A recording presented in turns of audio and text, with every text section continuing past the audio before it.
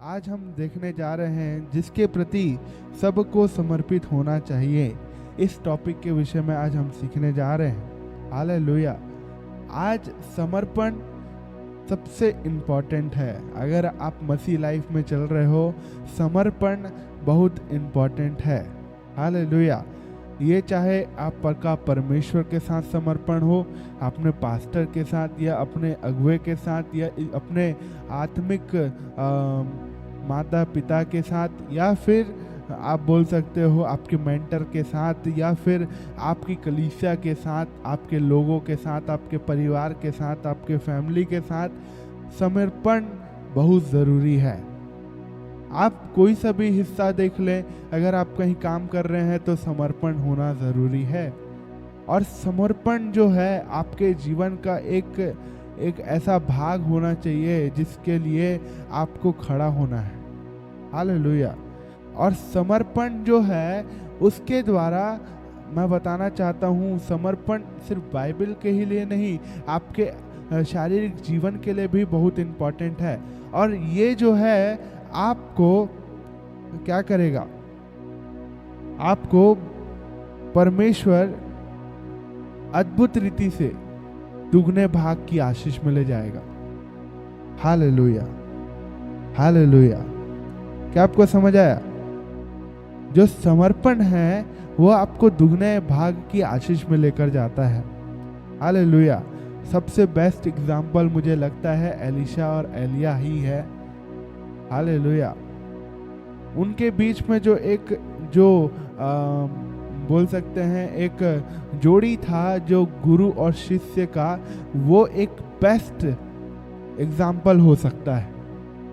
और जिस प्रकार उनके बीच में एक गुरु और शिष्य के बीच में जो एक रिलेशन होता है, जो समर्पण होता है जो शिष्य का, वैसे ही वो चीज़ हमारे अंदर भी आज दिखना चाहिए। हालेलुया। हालेलुया। आज हम कई बातों को देखेंगे कि क्या क्या चीज़ों में हमें समर्पित होना ज़रूरी है, और जिसके द्वारा हम अपने दुगने भाग की आशीष को ग्रहण कर पाएँ। और हम कई वचनों को भी देखेंगे। और ऐसा है कि अगर हम वचन को नहीं देखें तो शायद कई बार हमारे मन में डाउट हो सकता है कि हम इसको क्यों करें। लेकिन आज जितने बातों को मैं बोलूँगा वो सब आपके जीवन के लिए काम करेगा और परमेश्वर के वचन से होगा। हालेलुया। हालेलुया। हालेलुया। आप सबसे पहले एक वचन निकालें,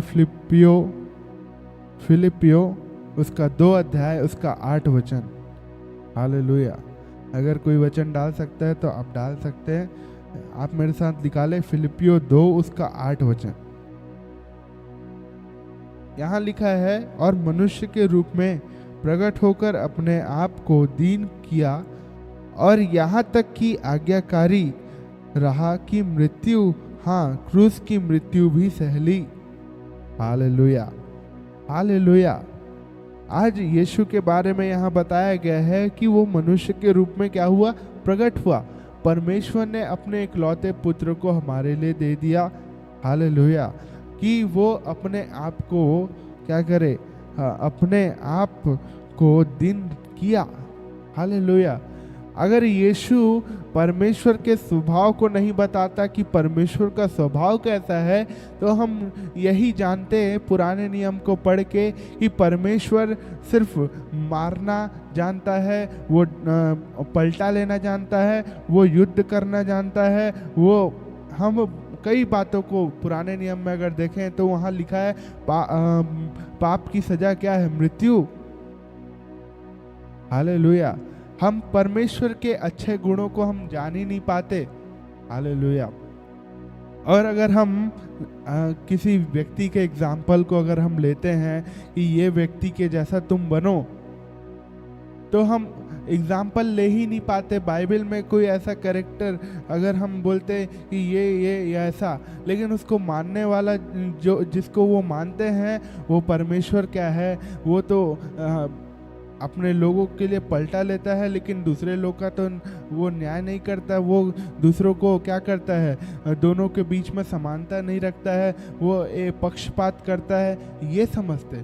लेकिन परमेश्वर ने अपने बेटे को, अपने पुत्र को, यीशु को इस धरती पे मनुष्य के रूप में भेजा ताकि वो बता सके कि परमेश्वर का स्वभाव कैसा है, वो परमेश्वर कैसे भलाई करता है, वो परमेश्वर कैसा दिन है। वो डांटना भी जानता है, वो प्रेम करना भी जानता है। अगर वो आपको डांटे नहीं तो आप सुधरोगे नहीं। अगर वो परमेश्वर है जो आपको बनाया है, तो वो उसका काम ये भी है कि वो आपको सही करे, आपको गलत मार्गों से आपको सही मार्गों में लेकर आए, आपको अंधियारे से उजियाले में लेकर आए। Hallelujah, hallelujah. इसलिए यीशु को परमेश्वर ने भेजा कि वो आत्मा के फलों को, आत्मा के वरदानों को प्रकट करे। पहले परमेश्वर विशेष व्यक्तियों को चुनकर उनके ऊपर में अपने योजनाओं को प्रकट करता, वो लोगों को प्रकट करते और फिर वो परमेश्वर का काम होता। लेकिन जब यीशु आया, यीशु ने डायरेक्ट प्रकट किया, फिर उसके चेलों के द्वारा पवित्र आत्मा जो उनके अंदर में था उनके द्वारा भी प्रकट हुआ। आज वही काम हमारे और आपके जीवन में हो रहा है। Hallelujah, hallelujah. और यहाँ लिखा है, वह यहाँ तक के आज्ञाकारी रहा कि मृत्यु, हाँ, क्रूस की मृत्यु भी सह ली। यीशु को पता था कि उसके लिए मारा जाना होगा, उसका गाड़ा जाना होगा, वो तीसरे दिन मुर्दों में से जी उठेगा। उसको पता था कि वो बैत को खाएगा, वो कोड़े को खाएगा, वो सजाओं को सहेगा, वो भारी सूली को उठाएगा। उसको पता था कि परमेश्वर वो अपने प्रिय पुत्र को बलिदान करेगा, लेकिन उसने अपने पिता की योजनाओं को पूरा किया, उसने आज्ञाकारिता को दिखाया। क्या आज आप आज्ञाकारिता, समर्पण में चलते हैं? समर्पण में दो चीज जरूरी है, पहले तो नम्रता और दीनता, और दूसरा आज्ञाकारिता, विश्वास योग्यता। Hallelujah, hallelujah. आज जब हम ये वचन को सीख रहे हैं तो मैं बताना चाहता हूँ, जिस प्रकार यीशु आज्ञाकारी बना और जिस प्रकार यीशु का नाम महान किया गया, आज जब आप उसके आज्ञाकारिता में चलने जा रहे हो और चल रहे हो, तो मैं प्रार्थना नहीं, मैं इस बात को बताना चाहता हूँ कि वचन के अनुसार जिस प्रकार चेले लोग थे जिन्होंने तो गलती किया था, वो खुद को नाश कर दिए, लेकिन उस समय में अगर यहूदा इस्करियोती जिसने यीशु को 30 चांदी के सिक्के में बेच दिया, अगर वो अपने आप को फांसी नहीं लगाता तो ये जो परमेश्वर है उसको भी क्षमा करता। लेकिन उसने बहुत ज़्यादा उसको दुख हो गया कि मैंने क्या कर दिया। Hallelujah, hallelujah. लेकिन अगर आप बाकी 11 चेलों को देखोगे तो वो समर्पित थे यीशु के प्रति, परमेश्वर के वचनों के प्रति, परमेश्वर के प्रति। Hallelujah, hallelujah, hallelujah, hallelujah, hallelujah. क्या आज आप उसके लिए समर्पित हैं? अपने जीवन को देखें, क्या आप उसके लिए समर्पित हैं?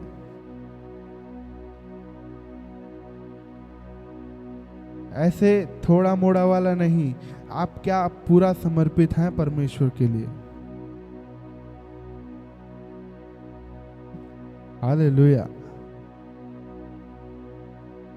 अब एक और वचन निकालें, कुलुस्सियों 3 उसका 1। यहाँ लिखा है, अतः जब तुम मसीह के साथ जिलाए गए तो स्वर्गीय वस्तु के खोजी में स्वर्गीय वस्तुओं की खोज में रहो, जहाँ मसीह विद्यमान है और परमेश्वर की दाहिनी ओर बैठा है। हालेलुया। अब जो मसीह के साथ जिलाए गए। मतलब आप और मैं जो मसीह के साथ अब हम जो जीवित हैं, जो अब हम जिलाए गए हैं, अब पुराना जीवन हमारे जीवन में ख़त्म हुआ, पाप का जीवन ख़त्म हुआ, अब हम आशीषों के जीवन में हैं, अब हम अनंत जीवन के उस भाग में हैं। तो क्या आज हम संसार की वस्तुओं को खोज रहे हैं कि परमेश्वर की स्वर्गीय वस्तुओं को? आज परमेश्वर चाहता है कि आप उसके स्वर्गीय वस्तुओं की खोज में लग जाएं। हालेलुया। आज उसके साथ में आप स्वर्गीय वस्तुओं की खोज में लग जाएं। परमेश्वर चाहता है। Hallelujah, hallelujah. आज मेरे साथ ये बोले कि परमेश्वर तू मुझे स्वर्गीय राज्य का खोजी बना। Hallelujah, hallelujah.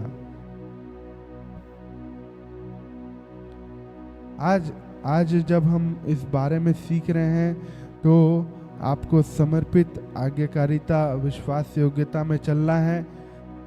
सिर्फ किसी अगुवे के साथ नहीं, बल्कि परमेश्वर के साथ भी, परमेश्वर के लोगों के साथ भी, अपने परिवार के साथ भी, अपने अगर आपके बेटे हैं बेटियां हैं उनके साथ भी। कई बार ऐसा होता है परिवार के बीच में लड़ाई झगड़े का कारण भी यही सब चीज़ है। अगर हम परिवार के लिए समर्पित नहीं हैं तो शायद एक दिन उस विषय में लड़ाई झगड़े होते हैं, मारपीट हो जाते हैं, क्योंकि हम समर्पण को नहीं दिखाते अपने परिवार के प्रति। हालेलुया। आज सबसे पहली समर्पण के लिए मैं बताना चाहता हूँ, आपको कई लोगों की बात को माननी है, तो उसमें मैं कुछ ऐसे आपको पॉइंट वाइज बताते जाऊंगा। हालेलुया।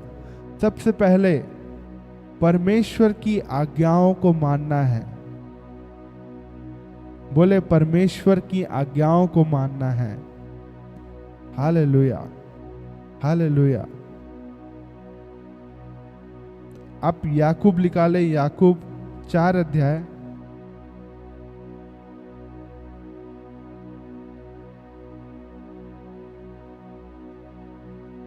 याकूब 4 अध्याय उसका 7वां वचन। यहां लिखा है, इसलिए परमेश्वर के अधीन हो जाओ। क्या लिखा है? इसलिए परमेश्वर के अधीन हो जाओ। उसके बाद क्या लिखा है? और शैतान का सामना करो तो वह तुम्हारे पास से भाग निकलेगा। हालेलुया। तो इसका मतलब ये है कि जब आप परमेश्वर के अधीन होते हो तो आपके पास में एक दायरा बनता है, एक रेड जोन बनता है, जिससे शैतान आपके जीवन को देखकर भाग जाता है। अब इसमें जब आप परमेश्वर के अधीन होते हो तो परमेश्वर के अधीन होने के बाद ये करना है कि आपको उसके वचनों में चलना है, उसके वचनों को पढ़ना है, उससे के सामने में समय बिताना है, अपने समय को ज़्यादा से ज़्यादा परमेश्वर के लिए ही देना है। Hallelujah, hallelujah. जिससे क्या होगा, आप और मैं परमेश्वर के राज्य के लिए अद्भुत रीति से इस्तेमाल होंगे, क्योंकि यहाँ लिखा है इसलिए परमेश्वर के अधीन हो जाओ। उससे क्या होगा?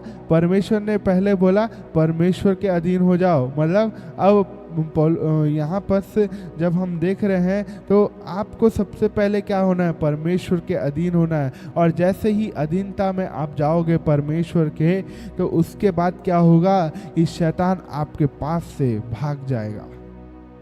हालेलुया। उसके बाद वचन में लिखा है परमेश्वर के निकट आओ तो वह भी तुम्हारे निकट आएगा। इसका मतलब ये है कि अब आप परमेश्वर के निकट जाते हो या फिर परमेश्वर के लिए समर्पित होते हो, समर्पित होगे तो निश्चय है कि आप उसके साथ में, उसके सामने में जाओगे, उसके पास में जाओगे।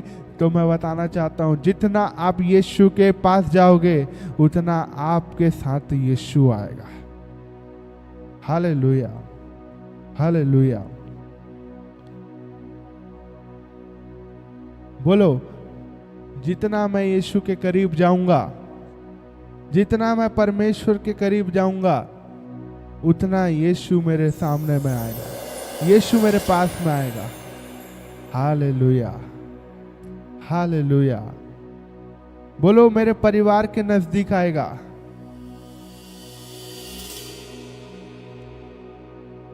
और ये अद्भुत जो अधीनता के विषय में जब आप जान रहे हो कि परमेश्वर के अधीन में जब आप जाते हो तो परमेश्वर आपके पास में आता है।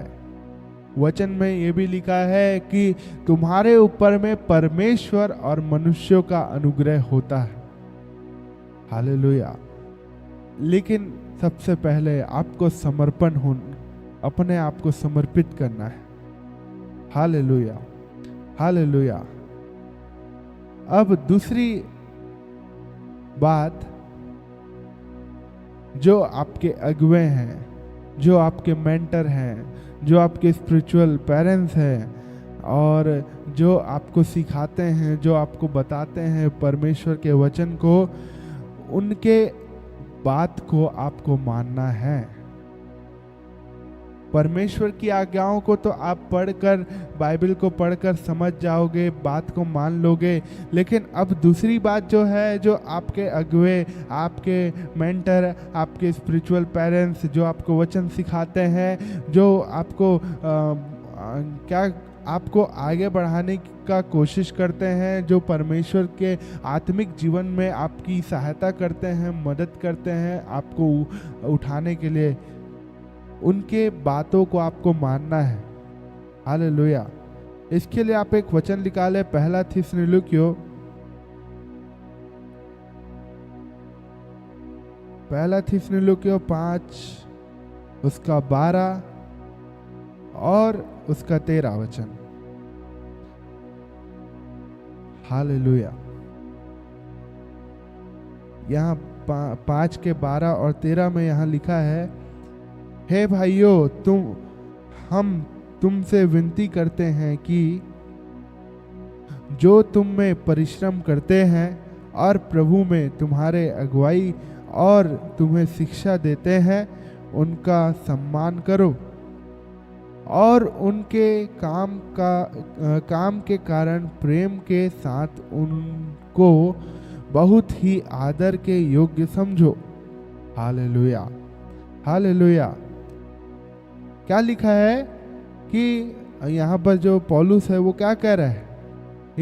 मैं तुमसे विनती करता हूँ, किसको बोल रहा है? थिस्सलुनीकियों की कलीसिया को। उस समय उसने बोला कि तुम से मैं विनती करता हूँ कि तुम में जो परिश्रम जो करते हैं, मतलब एक पास्टर जो है वो नॉर्मल व्यक्ति नहीं है। मैं बताना चाहता हूँ, जो एक अगवा होता है, एक पास्टर होता है, जो मेंटर होता है, स्पिरिचुअल पेरेंट्स होते हैं, जो आपको गाइड करता है, वो निरंतर आपके लिए एक प्रार्थना को करता है। हालेलुया। वो निरंतर आपके लिए दुआओं को करता है। वो परमेश्वर के सामने में आपके लिए बैठता है। तो आपका काम है कि जो परमेश्वर उनको बता रहा है, जो परमेश्वर उनको बता रहा है आपके विषय में, आपके परिवार के विषय में, उसको सुनना है, सीखना है और आपको उनका क्या करना है? आदर करना है। जो आपको शिक्षा देता है, जो आपकी अगुवाई करता है, उनको क्या, उनका सम्मान करना है आपको। कई लोग ऐसे हैं आज के डेट में, ये कलीसिया में ही नहीं, मैं बोलना चाहता हूँ कि कोई से भी कलीसिया में आप जाएं, एकाक ना एकाक व्यक्ति डिफेक्टेड मिल जाता है।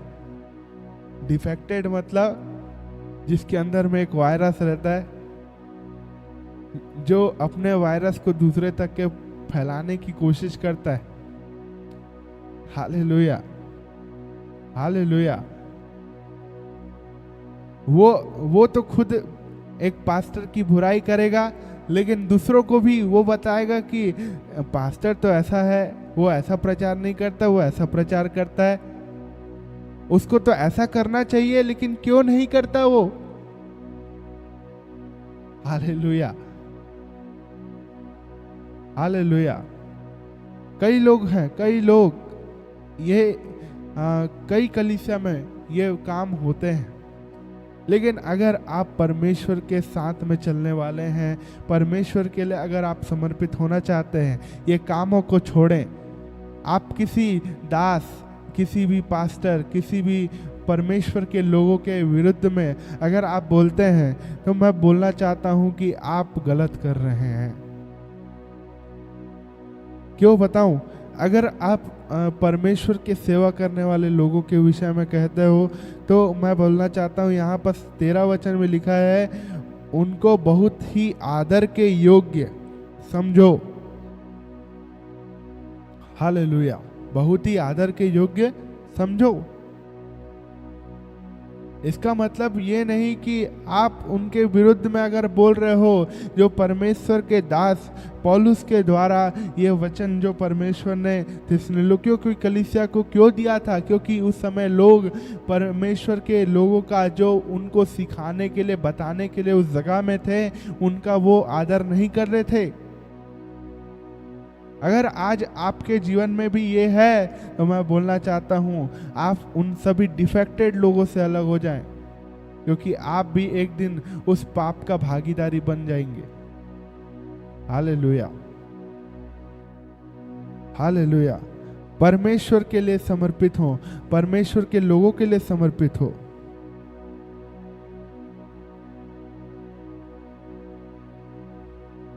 हालेलुया।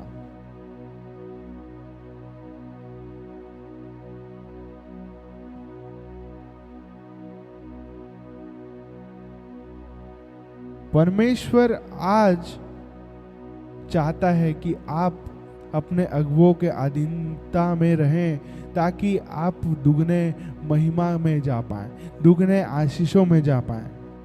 Hallelujah, hallelujah. अब तीसरी बात जो मैं आपको बताता हूं, वो है एक दूसरे की बात माननी चाहिए। हालेलुया। आज सबसे ज़्यादा गड़बड़ी यही चीज़ में होता है। चलो, परमेश्वर से तो हम लोग क्या करते हैं, प्रार्थना करते हैं, हम उसके सामने में आते हैं, उसके वचनों को पढ़ लेते हैं, उसकी आज्ञाओं को तो मान लेते हैं। कुछ हद तक के तो हम अगुवों की अधीनता में रहकर उनके जो उनको परमेश्वर ने बताया रहता है, या फिर जो भी वो बोले रहते हैं, उनको हम मान लेते हैं। लेकिन अब जो ये बातें हैं, एक दूसरे की बातों को मानना चाहिए, यही सबसे बड़ी गड़बड़ी होती है। हालेलुया। क्यों बताऊं? क्योंकि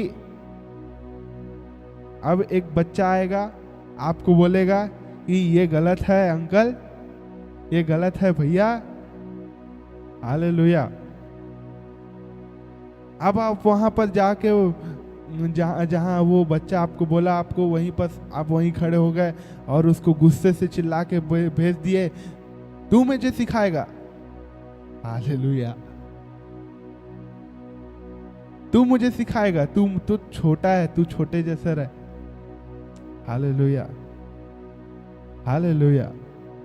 लेकिन वहां पर अगर आप सच में गलत हैं, तो आपको वहां सीखना है।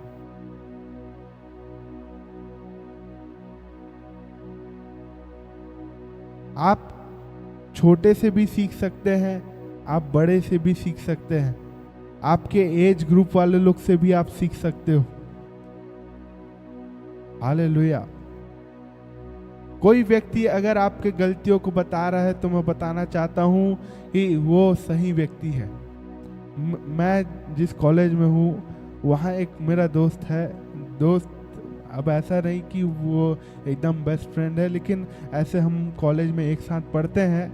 तो वो मुझे बोलता है, एक दिन हम सब बैठे थे, तो वो सभी को बोल रहा था, लेकिन मुझे एक बार बोलता है कि भाई,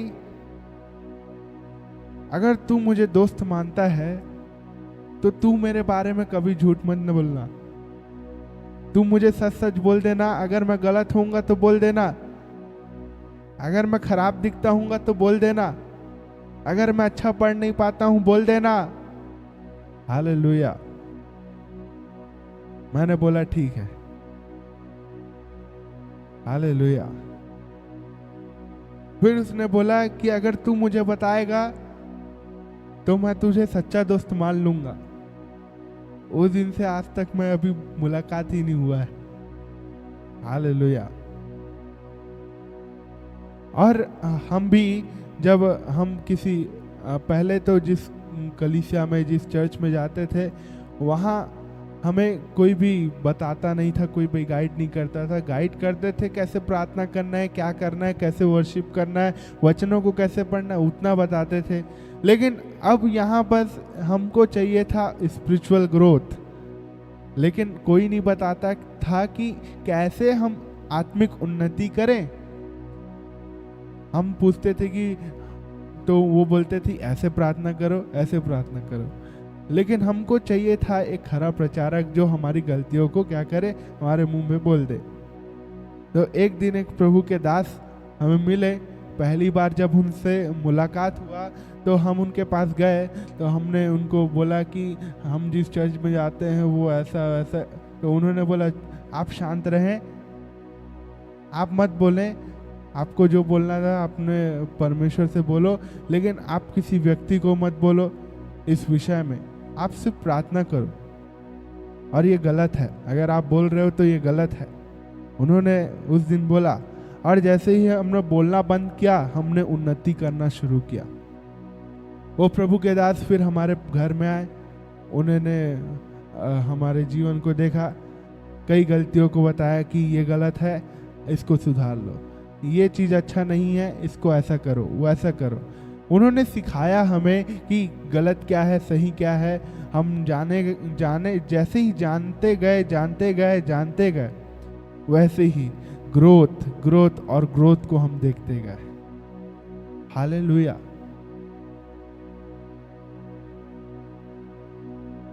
क्या आपको समझ आया? अभी एक वचन निकालें आप मेरे साथ, एक दूसरों की बात माननी चाहिए, उसके विषय में एक वचन निकालें। पहला पतरस उसका 5 अध्याय उसका 5 वचन यहाँ लिखा है, इस प्रकार हे नव युवकों, तुम भी प्राचीनों के अधीन रहो। पहले तो आपने क्या किया, आपने एक अगुवे के अधीन में रहे, और अब क्या हुए, अब वरन तुम सब एक दूसरे के सेवा के लिए दीनता से और कमर बांधे रहो, क्योंकि परमेश्वर अभिमानियों के विरोध करता है, परंतु दिनों पर अनुग्रह करता है। हालेलुया। मैंने जैसे एक बच्चे की बारे में आपको बताया कि वो एक बड़े व्यक्ति को क्या बोल रहा था कि भैया ये गलत है, ये भैया अंकल ये गलत है। तो वो उसने कोई गलत बातों को तो नहीं बोला, उसने देखा होगा कि उसने भी वचन को पढ़ा होगा कि ये गलत है, वो झूठ बोल रहा है, उसको भी पता था। अब वो बड़े व्यक्ति को भी बोल दिया कि भैया आपने तो गलत बोला, आपने तो झूठ बोला। क्या उसने गलत बोला? नहीं, उसने गलत नहीं बोला, उसने सही बोला। लेकिन अगर वो बड़े व्यक्ति नहीं समझे उस बात को तो वो मूर्ख है। अपने आप को वो क्या कर रहा है, अभिमानी समझ रहा है। तो परमेश्वर का वचन क्या कहता है, मैं अभिमानियों का क्या करता हूं, परमेश्वर अभिमानियों का विरोध करता है, घमंडियों का, जिनको घमंड रहता है, जिनके अंदर में अभिमान रहता है कि मैं ही सही हूं और कोई नहीं, उनका परमेश्वर विरोध करता है। और क्या लिखा है, वो दिनों पर अनुग्रह करता है। Hallelujah, hallelujah. अगर आज से आपको कोई सिखाए तो आप गुस्सा मत होना। पहले मैं भी ऐसी था कि कोई मुझे सिखाता था, मैं भी गुस्सा हो जाता था। फिर जब मैंने जाना तो ठीक है, हाँ, उसको सुनना सीखा, उसको ठीक करना सीखा। आज आप भी सीखें। Hallelujah, hallelujah, hallelujah. एक और वचन निकालें,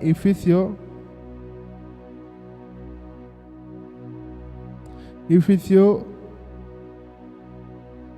5 उसका 21।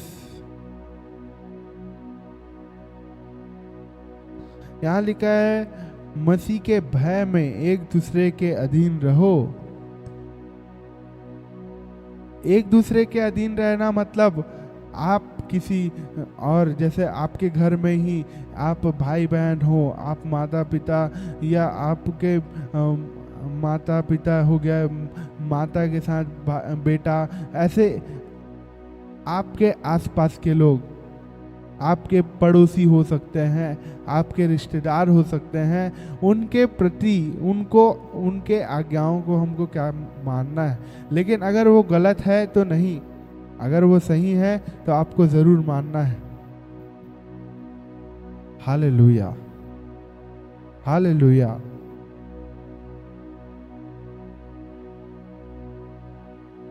क्या आपको समझ आया? अगर वो गलत है तो नहीं, अगर वो सही है तो आपको उसको मानना है। Hallelujah, hallelujah. अब नेक्स्ट आपको बताता हूँ, पारिवारिक रिश्तों में आज्ञा पालन करना चाहिए। इफिसियो उसका 5 का ही आप ना 22 से लेकर 28 वचन तक के यहाँ पढ़ना आप। हालेलुया।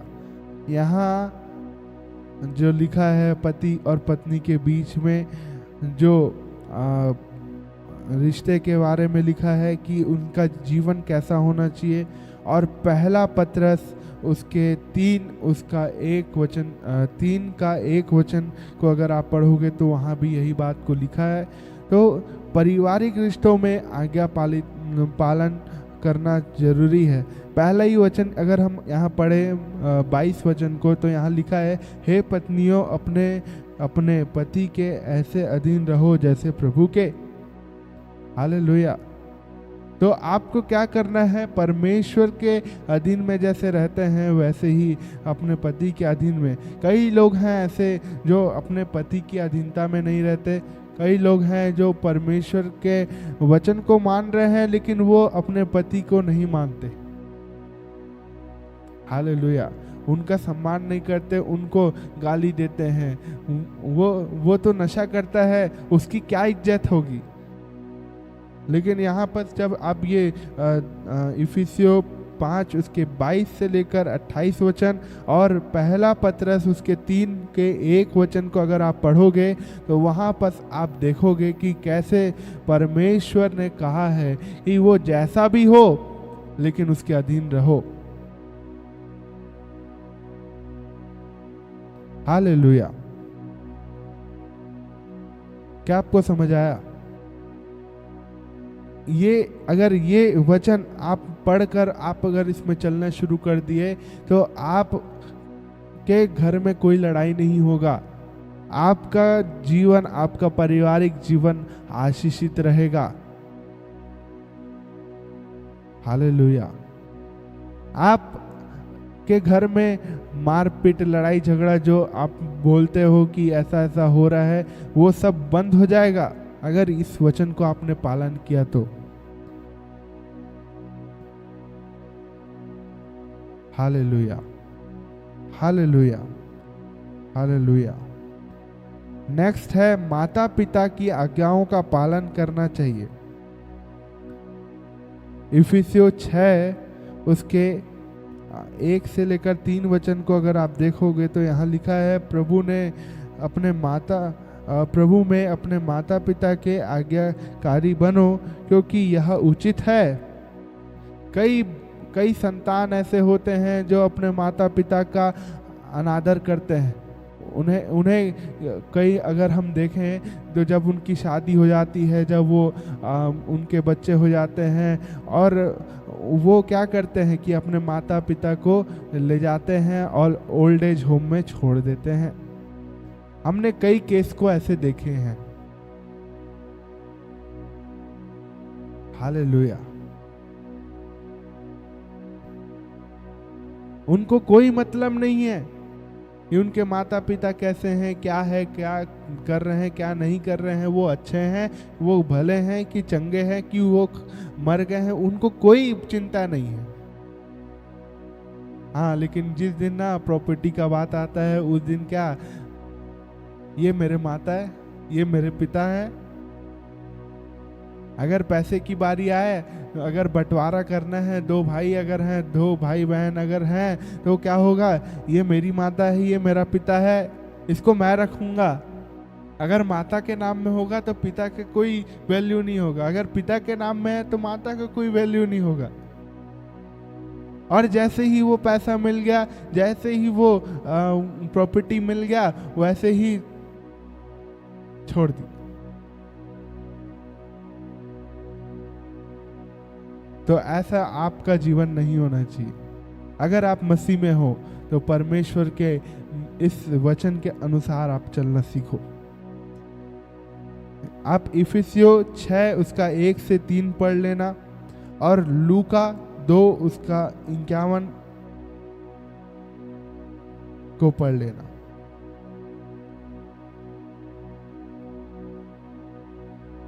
अब अगली बात, अधिकारियों की बात को माननी चाहिए। हालेलुया। अधिकारियों का मतलब, जैसे आप कहीं काम कर रहे हैं, आप अगर किसी के अंडर में काम कर रहे हैं तो आप उसके अधीन हो जाएं, उसकी आज्ञाओं को माने, उसके विरुद्ध में बातें ना करें। जब इधर अभी कुछ दिन पहले यहाँ पर जब प्रॉब्लम हुआ था चर्च में, तो जहाँ मम्मी काम करती है वहाँ कॉल गया, और जैसे ही कॉल गया तो जो अधिकारी थे उन्होंने हमारे पक्ष में बात किया। इसका एक ही कारण है, वो उस कामों के लिए समर्पित है, वो आज्ञाकारिता में है। जो वो अधिकारी बोल रहा है, उस अधिकारियों की बातों को सुनकर उसे मान रहे हैं, उनके काम को अप टू डेट रख रहे हैं। हालेलुया। यहाँ पर वचन भी इस बात को कहता है, रोमियो उसका 13 अध्याय उसका पहला वचन यहाँ लिखता है, हर एक व्यक्ति शासकीय अधिकारियों के अधीन रहे, क्योंकि कोई अधिकार ऐसा नहीं जो परमेश्वर की ओर से ना हो, क्योंकि जो अधिकार है वो परमेश्वर के ठहराए हुए हैं। हालेलुया। इसका मतलब आपको उनके अधीन रहना है, उनके बातों को मानना है, उनके साथ में रहना है। Hallelujah, hallelujah, hallelujah. आप अगर उनके बातों को मान रहे हो, एक दिन उसका फल भी परमेश्वर की ओर से आपको मिलेगा। आप किसी इंसान के ऊपर कभी भरोसा मत रखना कि उससे आपको आशीष मिलेगा। बस ये याद रखना कि परमेश्वर मुझे देगा, परमेश्वर की ओर से मुझे मिलेगा। हालेलुया। तभी आप बड़ी आशीष को देख पाओगे। अगर आप इंसान के ऊपर देखोगे कि वो मुझे ये सामान देगा, मुझे ये खरीदना नहीं पड़ेगा, मुझे ये आशीष उस पास्टर के हाथ रखने से मुझे मिल जाएगी, ये पास्टर मेरे लिए प्रार्थना करेगा, ये वैसा करेगा, ऐसा करेगा, वैसा करेगा, 10 प्रकार का अगर आप सोचते हो तो कुछ भी नहीं होगा। सिर्फ और सिर्फ परमेश्वर की ओर से आपके लिए सहायता मिलेगी। हालेलुया। और अंतिम बात जिसके प्रति आप सभी को समर्पित होना चाहिए, वो है सत्य का पालन करना चाहिए। हालेलुया। सत्य का पालन करना चाहिए। क्या आपको समझ आया? सत्य का पालन करना चाहिए। आप इसके लिए एक वचन देख लेना, गलाती 3:10 उससे का 10 से लेकर 13, 3 का 10 से लेकर 10 से 13 वचन तक के। अगर अभी मैं वचन को एक एक पढ़वाऊँ और उसको बताऊँ तो बहुत समय हो जाएगा, और मैं नहीं चाहता कि आप लेट हों। मैं चाहता हूँ कि आप आज्ञाकारिता को निभाएं। जो वचन को सुन रहे हो उस पर आप आज्ञाकारिता को दिखाएं। अगर मैं वचन को, कई वचन को आपको बताया हूँ जिसको मैंने बोला है पढ़ लेना, तो आज्ञाकारिता को निभाना और उस वचन को पढ़ लेना, ताकि आपके रिमाइंड में रहे, आपके माइंड में रहे कि आपने ये वचन को आज सीखा है। हालेलुया, बोले हालेलुया। आप अगर मेरे साथ जुड़े हुए हैं तो आप लिखें प्रेज द लॉर्ड।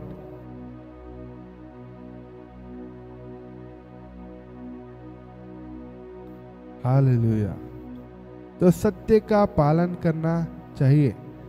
गलाती 3 उसका 10 से लेकर 13 वचन को आपको देखना है। हालेलुया।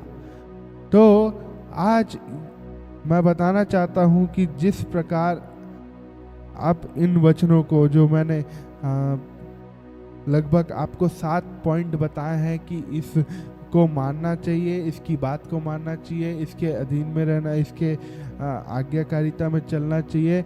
ये 7 अगर चीज़ों को आपने कर लिया तो मैं बताना चाहता हूँ, दुगनी आशीष पाने से आपको कोई भी नहीं रोक सकता।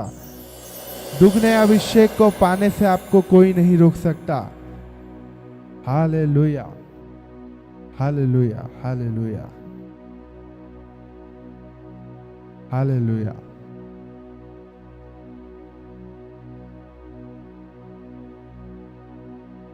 हालेलुया। आज आपका दीपक जो परमेश्वर है, जो परमेश्वर आपकी ज्योति है, आज उसके अधीन हो जाओ। और मैं प्रभु का धन्यवाद देता हूँ कि जितने आप लोग जुड़े हो, जो सच में भूखे और प्यासे हो परमेश्वर के लिए, परमेश्वर आपको बहुत ब्लेस करे, आशीष दे। कई लोग के पास साधन होने के बावजूद वो नहीं जुड़ते और वो नहीं सीखना चाहते, इसलिए वो नहीं बढ़ पाते हैं। और जो आप सीख कर उस पर चलने की कोशिश करते हो, प्रभु आपको बढ़ाता चले जाता है।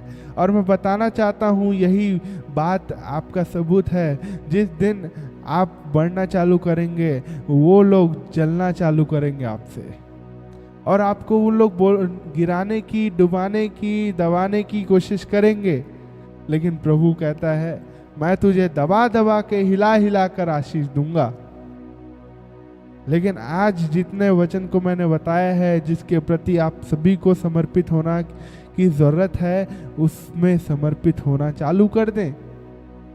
हालेलुया। परमेश्वर बहुत आज से आपको ब्लेस करने जा रहा है। जितने आप जुड़े हो, जो सच में भूखे और प्यासे हो, परमेश्वर आपको अद्भुत रीति से ब्लेस करने जा रहा है।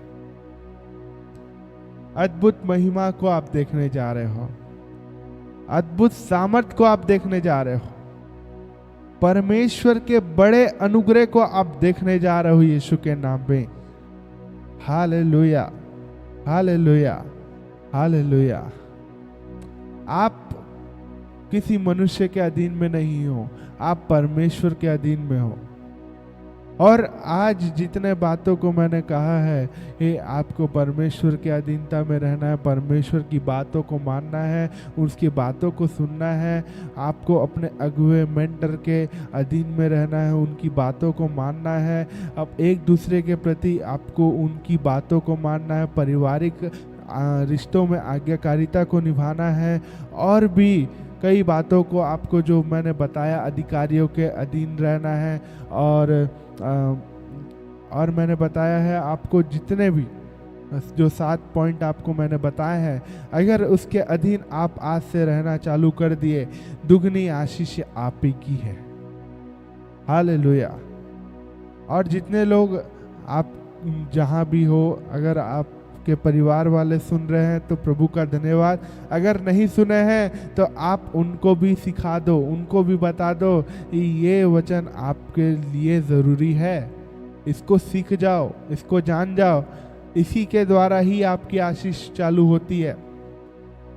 Hallelujah, hallelujah.